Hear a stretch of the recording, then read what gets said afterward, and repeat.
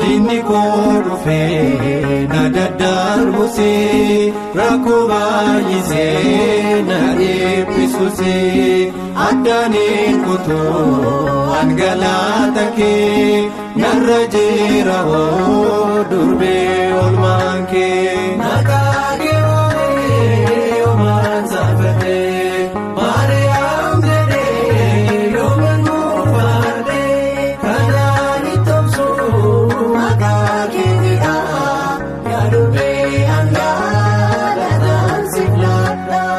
Na rakkisanis warri hamoonni si jaallachuu koo nanneessisanii hamoota keessatti maqaa kee waamaa hirkoodhaaf ta'ee siif danda'ama.